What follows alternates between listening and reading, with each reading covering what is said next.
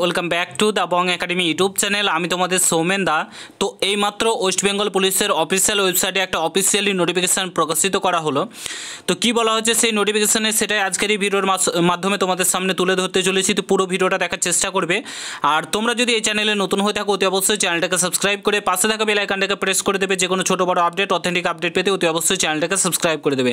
আর তোমরা যারা এখন আমাদের টেলিগ্রাম চ্যানেলে যুক্ত হওনি, অতি অবশ্যই যুক্ত হয়ে যাও, কারণ টেলিগ্রাম চ্যানেলে যে কোনো আপডেট সর্বপ্রথম আমরা শেয়ার করে থাকি। তো অতি অবশ্যই যুক্ত হয়ে যাও, ভিডিও ডিসক্রিপশন বক্সে লিঙ্ক দেওয়া রয়েছে।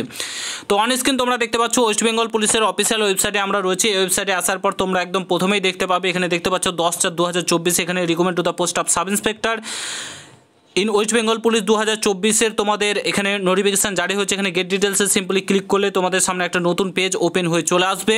তোমাদের যে এডিটিং উইন্ডো, তোমরা যদি ফর্ম ফিল আপ করার সময় কোনো কিছু ভুল করে থাকো, এই সুযোগ একদমই হাতছাড়া করো না, ঠিক আছে?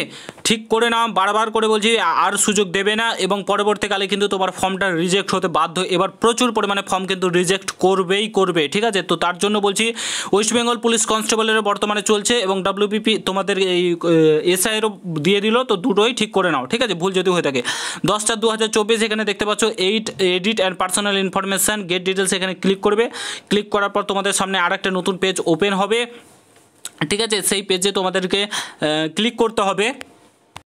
তো এরকম পেজ চলে আসবে। এখানে দেখতে পাচ্ছ তোমাদের দুটো পেজ ওপেন করেছে। একটা হচ্ছে তোমাদের সাব ইন্সপেক্টরের আজকে ওপেন হলো, আর একটা তোমাদের WBP কনস্টেবলের তোমাদের 14/4/2024 অবধি চলবে, আর এটা তোমাদের 16/4/2024 অবধি চলবে, ঠিক আছে? তো WBPটা অলরেডি দেখে দিয়েছি। এখানে তোমাদের SI-টা দেখিয়ে দিই। SI-টাতে ক্লিক করবে। ক্লিক করার পর আরেকটা পেজ ওপেন হবে, সেখানে তোমার application serial number, date of birth, mobile number দেবে, তাহলে কিন্তু তোমার এডিটিং উইন্ডো ওপেন হয়ে যাবে।